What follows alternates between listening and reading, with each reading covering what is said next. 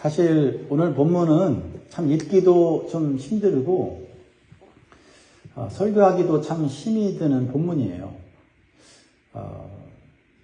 좀 부끄럽고 수치스러운 내용들이 담겨져 있는데 왜 하나님께서 굳이 기록하게 하셨을까 하는 그런 생각이 들기도 합니다.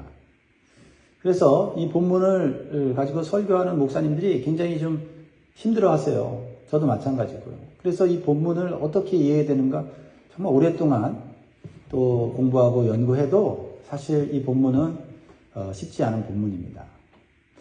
보통 성경에 죄가 나오면 그 죄가 자세히 나오는 경우도 있지만은 사실은 그냥 죄졌다, 죄졌고 심판받았다 이렇게 간단하게 넘어가거나 또는 사람이 어떤 선한 일을 행했을 때는 또 그 선한 일에 대해서 또 많이 기록하는 경우도 있지만 또 어떤 선한 일에 대해서는 한 구절로 끝내는 경우도 있고, 그런데 이렇게 부끄럽고 수치스러운 일이 한 장 전체에 걸쳐서 이렇게 나온다고 하는 것은 그것은 하나님의 분명한 뜻이 있다라는 거죠. 우리에게 진짜 교훈해주고 싶은 것이 있다는 거예요. 우리가 부끄럽지만, 듣기 싫지만, 읽기 싫지만, 그러나 그것은 하나님 말씀이기에 우리가 겸손하게 우리 자신을 살펴보면서 받아야 된다는 것이죠. 그래서 하나님 말씀에는요, 내가 듣고 싶은 말씀이 있고 듣기 싫은 말이 있어요. 근데 듣기 싫은 그 말씀이 오히려 나에게 약이 되고 영적 성장에 도움이 되는 것을 보게 됩니다. 특별히 그 하나님의 은혜가 더 크게 담겨져 있다는 사실을 기억하면서 한번 오늘 말씀을 같이 나누면 좋겠고, 사실 오늘 말씀은요, 내일 말씀과 연결해서 끝까지 봐야만 이걸 정확하게 알 수가 있는데 시간과 다 나눌 수는 없고 오늘 우리에게 주신 교훈 몇 가지를 나누고자 합니다. 자, 우리 기도하는 마음으로 한번 기도 제목을 따라 하시겠습니다. 하나님과 더욱 가까이 하게 하시고 죄악된 세상과는 멀어지게 하소서. 할렐루야. 여러분, 가까이 해야 될 게 있고 멀리 해야 될 게 있음을 분별할 수 있기를 바랍니다. 오늘 본문은 하나님을 잘 믿던 사람도 세상 사람들과 어울리다 보면 믿음은 약해지고 또한 삶은 외식적이고 부끄러운 이중적인 삶을 살 수밖에 없음을 보여주고 있는 거예요. 그 사람이 유다죠. 유다가 누굽니까? 야곱의 네 번째 아들이에요. 언약의 자손입니다. 그리고 12명의 형제들 중에 장자의 역할을 하던 사람이에요.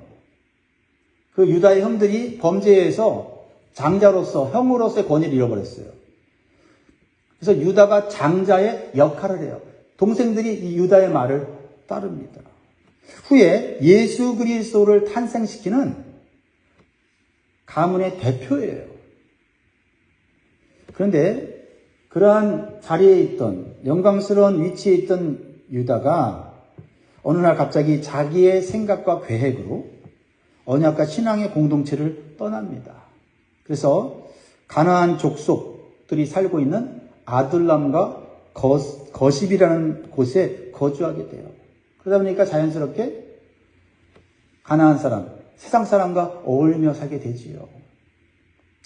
처음에는 유다가 신앙 공동체로부터 잠시 벗어나서 살고 싶었을 거예요. 왜냐하면 동생 요셉을 노예로 판 것에 대한 죄책감이 있었어요. 자기가 주도해서 요셉을 애굽의 노예로 팔자고 했을 때 동생들이 다 동의를 했거든요. 형들도 일부 동의를 하고요.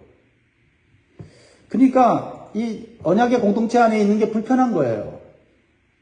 또한 형제들 간의 의견이 서로 달랐기 때문에 또 관계가 어려워졌기 때문이죠. 하지만 그때 유다는 하나님께 기도하지 않았어요. 오직 자기의 생각과 감정에 매여서 그 공동체를 떠났다고 말하고 있죠. 그게 어제의 내용 아닙니까? 이때부터 유다의 신앙과 삶은 의도치 않게 하나님으로부터 멀어져요. 그리고 점점 세상적인 삶을 살아가게 됩니다. 그러다 보니까 하나님도 믿지요. 또 세상 사람들과 어울리면서 세상의 삶도 익숙해지면서 그것이 또 좋아졌어요. 그러다 보니까 이중적이고 외식적인 삶을 살아갈 수밖에 없었다는 거죠. 그러한 이중적인 삶이 결국은 가장 정욕적이고 타락한 모습으로 오늘 본문에 사건이 일어나게 된 겁니다. 그러므로 우리는요, 날마다 하나님과의 거리를 측정해 봐야 돼요. 사람과의 거리가 아니라 하나님과의 거리를 먼저 측정해 봐야 돼요. 그리고 나도 모르는 사이에 내 안에 들어온 세상의 가치관과 세상적인 생각, 육신의 정욕들을 말씀과 기도를 통해서 발견하고 제거하는 그러한 시간과 그러한 기회를 가져야 될 것입니다. 하나님과 멀어지니 유다는 타락한 가나안 사람들과 이제 한 가족처럼 지내죠. 특히 가나안 사람 히라라는 사람하고 아주 그냥 딱 붙어서 살아요. 영적인 사람이 점점 육적인 사람으로 변합니다. 생각도 가치관도 점점 세상 사람들과 같아져요. 말은 하나님 믿는다고 하는데 행동이나 선택을 보면 세상 사람과 똑같아요. 이때부터 유다 가정은 불행이 연속적으로 닥쳐옵니다. 세 아들이 있었는데 첫째 아들이 결혼한 후에 자식이 없이 일찍 죽어요. 둘째 아들도 죽습니다. 그리고 이제 셋째 아들 세라만 남았어요. 유다는 덜컥 겁이 났습니다. 셋째 아들까지 잃어버리면 어떡하지? 근데 이것은 하나님의 징계였고 경고였어요. 근데 유다는 자신의 죄는 전혀 깨닫지 못했어요. 하나님의 경고로 듣지 못하는 영적인 무감각 상태에 있었어요. 그러면서 자기 아들이 죽고 자기 가정에 불행이 찾아온 것을 다른 사람 탓으로 책임을 전가하는 거예요. 그게 누구냐? 어이없게도 첫째 며느리인 다말이에요. 가나안 여인이었습니다. 이 다말은 이 유다의 첫째 아들과 결혼하고 남편을 일찍 잃어요. 불쌍한 여인이죠. 근데 당시는 계대 결혼법이라는 게 있어요. 수혼법이라고도 하는데 자손을 낳아서 가문을 이어가는 것이 여인의 사명이기 때문에 첫째 형이 죽어 아내가 홀로 남게 되면 둘째 동생이 결혼해서 형의 자녀를 출산하여 대를 잇는 그러한 결혼법인데 이것은 오늘날의 윤리로는 좀 이해할 수 없지만 구약성경 율법에도 하나님께서 명시한 거예요. 그만큼 그 시대는 자녀를 이어가고 가문을 형성하는 것이 굉장히 중요한 시대였기 때문에 그렇게 한시적으로 그 시대에 허락되어진 법이었습니다. 유다는 첫째 아들과 둘째 아들이 죽자 셋째 아들과 결혼시키겠다고 과부된 첫째 며느리 다말과 약속을 해요. 지금 셋째 아들 세라가 아직 어리니 장성할 때까지, 결혼할 때까지는 친정집에 가 있으라고 하죠. 그런데 그 약속을 지키지 않아요. 유다는 자기 가정에 아들들이 죽게 된 것은 바로 저 며느리가 잘못 들어왔기 때문이다. 저 사람 때문이다. 라고 사람 탓을 하고 있어요. 자신의 죄와 하나님의 경고를 깨닫지 못하고 있는 거죠. 여기서 문제의 불씨가 생겼지요. 친정집에서 머물던 과부 다말은 시간이 지나도 약속을 지키지 않는 시아버지에게 섭섭하다가 이제는 분노가 일어납니다. 셋째 아들 세라가 장성하여서 결혼할 수 있는 나이가 됐음에도 불구하고 자녀를 낳을 수 있는 나이가 됐음에도 불구하고 유다가 기억지 않고 부르질 않는 거예요. 그래서 오로지 자녀를 낳겠다는 이 사명 일념으로 이 다말도 자신의 방식대로 자녀를 출산하고자 하는 거예요. 참 가련한 여인 아닙니까? 그래서 그 여인은 과부의 옷을 벗어던지고 창기의 옷으로 갈아입어요. 그래서 시아버지를 유혹하여 관계를 맺고자 했고 그래서 자녀를 출산하고자 했다는 거죠. 참으로 상상만으로도 경악할 만한 추한 행동 아닙니까? 오늘날에도 사실 이런 추한 관계를 상상하기 쉽지 않습니다. 그런데요, 그만큼 가나안 족속들의 성문화가 얼마나 타락했는지를 보여주는 거예요, 그 당시에. 결혼했음에도 불구하고 다른 사람과 성관계를 맺는 것이 자연스러운 것처럼 보여지는 시대죠. 아니, 어쩌면 오늘날의 시대도 그럴 수도 있다. 사실 들려오는 소식은 그렇지 않습니까?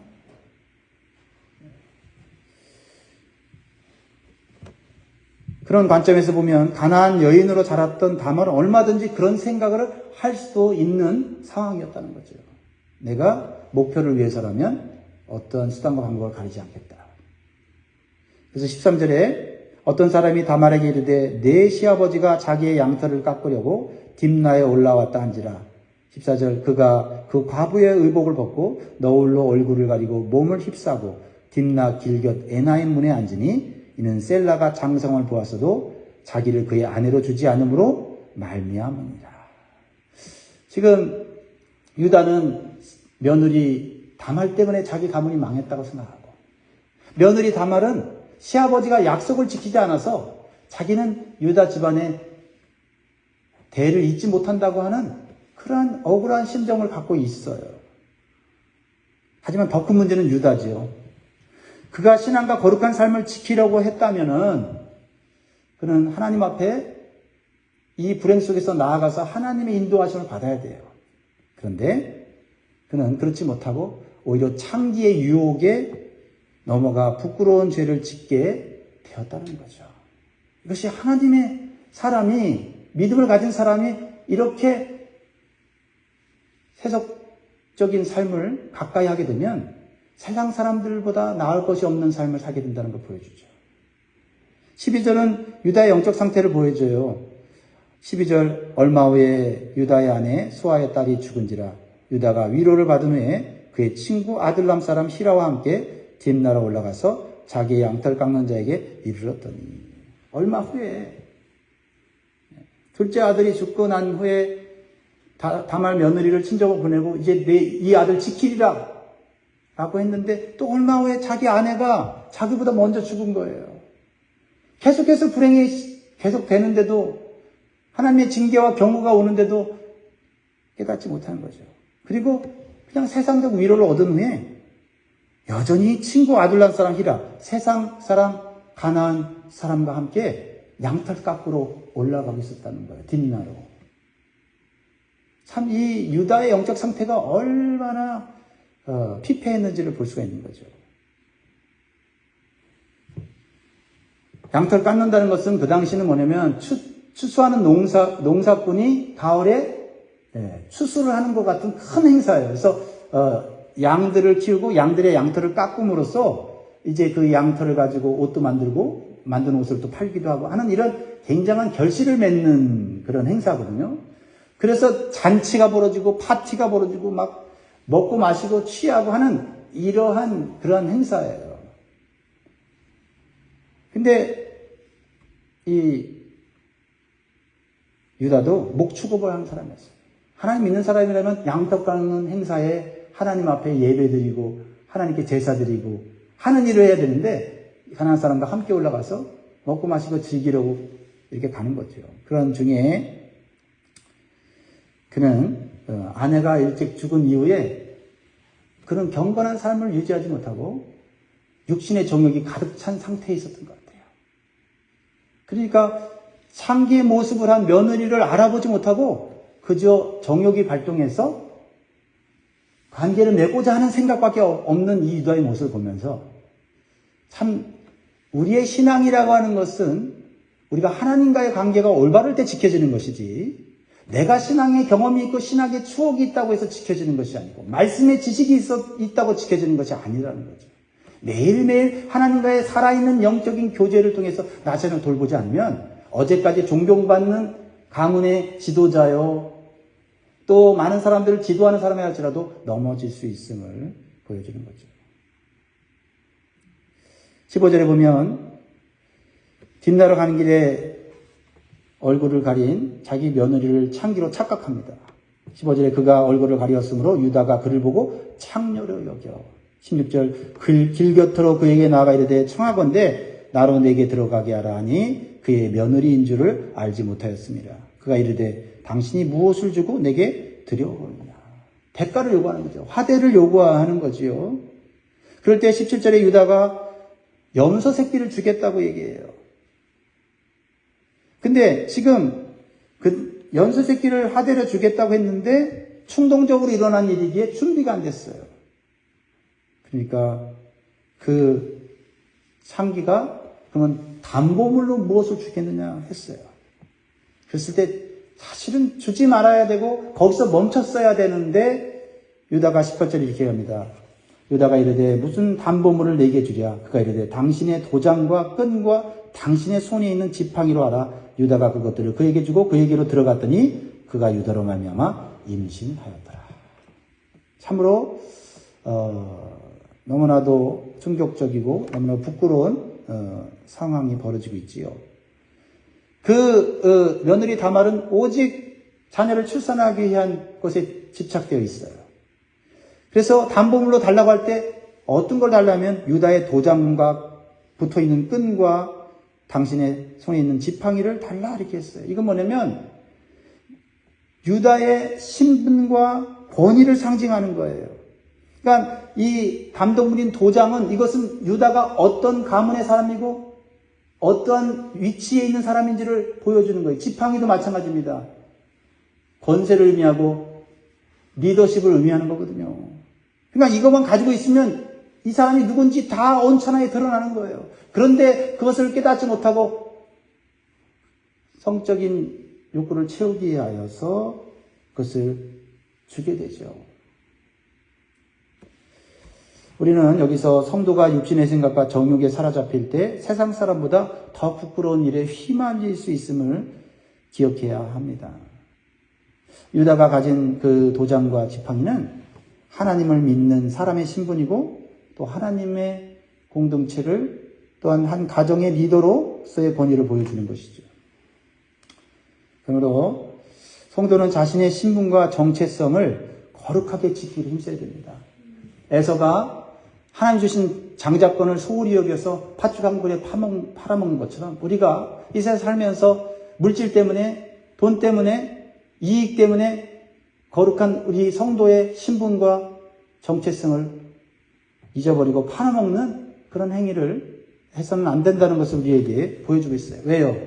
그것이 결국은 우리의 영혼을 망가뜨리기 때문에 그렇다는 거죠. 우리가 이 세상 살면서 좀 가난하게 살고 좀 어렵게 살아도 우리의 신앙의 정체성과 거룩함을 지켜야 될 이유가 여기에 있다라는 것입니다. 유다는 자신이 부끄러운 죄를 지은 것을 알았지만 회개하기보다는 그것을 가리우기 위해 힘쓰는 것을 보게 돼요. 그래서 이중적이고 외식적인 사람이 되죠. 무엇보다도 며느리 다말과의 약속은 지키지 않으면서 창기와의 약속을 지키려는 모습을 보여주고 있어요. 왜요? 창기와의 약속을 지킴으로써 자기의 부끄러운 죄를 많은 사람들에게 보여주지 않으려고 하는 거예요. 그래서 친구에게 부탁을 해요. 자기가 하지도 못해요. 친구 아둘람 사람 히라에게 부탁해서 염소 새끼를 그 여인에게 갖다 주라고 합니다. 그래서 그 담보물을 찾아오라고 해요. 여기서 우리가 깊게 보여주는 사건이 뭐냐면 불쌍한 며느리 다말과의 언약은 지키지 않으면서 창기와의 부끄러운 짓을 하고 창기와의 약속을 지키려고 노력하는 이 외식적인 이 유다의 모습을 보면서 참으로 분별력을 잃어버린 하나님의 사람의 모습을 보여주고 있다라는 것입니다. 이 친구 아들람 사람이 그 창기를 찾았는데 없어요. 당연히 없죠. 창기의 옷을 입었던 그 며느리 다말이 이제는 과부의 옷을 입고 돌아갔기 때문이에요. 그래서 22절에 그가 유다에게로 돌아와 이르되 내가 그를 찾지 못하였고 그곳 사람도 이르기를 거기는 창녀가 없다 하더이다 하더라. 못 찾았다 그러니까 이 유다의 모습을 보세요. 참 유다의 모습이 부끄럽습니다. 23절 읽고 마치겠습니다. 시작. 유다가 이르되 그로 그것을 가지게 하라. 들아 우리가 부끄러움을 당할까 하노라. 내가 이 염소 새끼를 보냈으나 그대가 그를 찾지 못하였느니라. 결국 누구에게 책임을 전가해요? 나는 엽서새끼 주려고 약속 지키려고 애썼다. 그 친구, 세상 친구 그 친구에게 네가 못 찾은 거니까 네 탓이다라고 말하는 이 하나님의 사람의 모습을 우리에게 보여주고 있다는 거죠. 결국 이렇게 영적으로 타락한 성도는 결국 남 탓하는 거예요. 다른 사람에게 책임 전가하면서 이렇게 자신의 입장만을 가리우고 숨기려고 하는 모습으로 이중적인 삶으로 살 수밖에 없는 것입니다. 왜 이 본문을 여기다 기록했느냐? 결론은 이거예요. 이렇게 하나님 사람조차도 하나님의 은혜가 없이 또 하나님의 말씀대로 살지 않으면 세상 사람보다 추하고 타락할 수밖에 없는데 하나님께서 불쌍히 여기셔서 그 죄를 용서하시고 구원하심으로 하나님의 자녀로 새롭게 만들어 가신다는 것을 보여주려고 하는 거예요. 우리 모두는 사람과 비교해서 좀 나을지 모르지만 하나님 눈에는 다 더러운 죄성을 가진 죄인들이고 그 죄가 해결되지 않으면 정욕대로 살아가는 그러한 연약한 인간들이라는 것을 보여주고 있습니다. 그러면서 더 크게는 사실 앞뒤에 요셉이 노예로 애굽에 팔려가지 않습니까? 왜 애굽으로 팔려갑니까? 여기다 하나님의 섭리가 있죠. 왜요? 이스라엘 백성들을 가나안에서 끄집어내어 애굽 땅에서 하나님이 보호하시고 중다한 민족이 되게 하셔서 가나안 땅으로 다시 이끌려고 하는 거예요. 왜요? 지금 이 가나안의 이 더러운 타락한 문화 속에 지금 그래도 남아있는 이 남은 야곱의 가족이 이 가나안 문화 속에 이렇게 타락하고 있다. 그래서 하나님은 요셉을 통해서 애굽에 먼저 보내시고 요셉을 통해서 이 야곱의 가족들을 애굽 땅으로 불러서 보호하시려고 하는 하나님의 놀라운 사랑과 섭리가 담겨져 있는 거죠. 그래서 다시 하나님이 광야에서 훈련하고 교육하고 양육해서 거룩한 하나님 백성 만들어 가나안 땅에 들어갔을 때는 다시는 가나안 우상 섬기지 않고 가나안 문화에 휩쓸리지 않게 하고자 하는 하나님의 원대한 뜻이 있다라는 거예요. 그럼 우리는요, 지금 오랫동안 예수 믿었다고, 오랫동안 교회 다녔다고, 오랫동안 신앙생활 했다고 자부했다가 넘어집니다. 우리도 신앙 공동체로부터 멀어지고 하나님께 멀어지고 미움과 시기에 우리의 마음이